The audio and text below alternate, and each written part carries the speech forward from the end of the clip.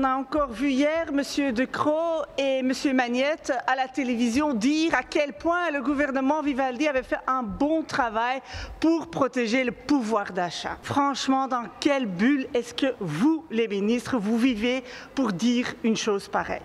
Regardons par exemple le prix des courses. Pour un caddie qu'on payait 100 € il y a 2 ans, aujourd'hui on paye 125 €. Je recevais le témoignage d'une femme isolée qui me disait « Vous ne mangez plus ce que vous aimez, mais vous mangez ce que vous savez vous payer ». Ça, c'est la Belgique en 2024. Et vous, en tant que ministre de l'économie, qui est responsable des prix, qu'est-ce que vous avez finalement fait pour ça? Vous avez commandé des études, vous avez observé. En gros, vous n'avez rien fait pour bloquer les prix. Par contre, en tant que ministre de l'économie, vous n'avez pas bloqué les prix, mais vous avez bloqué les salaires.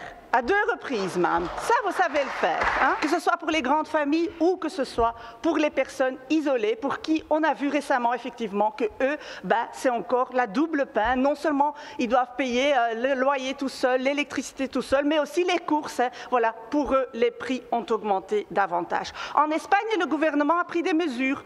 Qu'est-ce qu'ils ont fait? Ils ont décidé de mettre la TVA à 0% sur les aliments. Donc ma question, elle est très concrète. Qu'est-ce que vous allez faire pour baisser les prix des courses? Ces études, elles ont établi qu'il y a des prix élevés et plus élevés dans nos supermarchés qu'à l'étranger, mais pas sur tous les produits.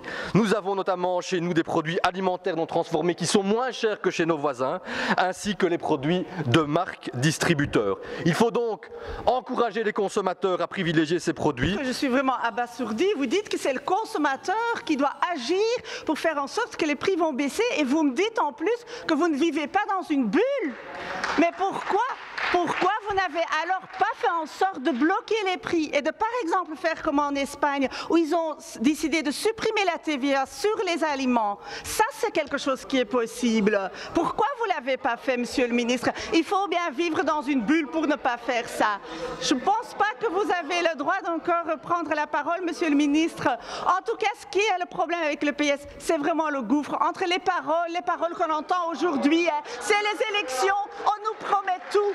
Mais les gens, ce qu'ils se demandent, c'est que qu'est-ce que ces paroles vont devenir au lendemain du 9 juin. En tout cas, sur le PTB, ils peuvent compter pour nous battre, pour vraiment faire en sorte que les salaires vont à la hausse.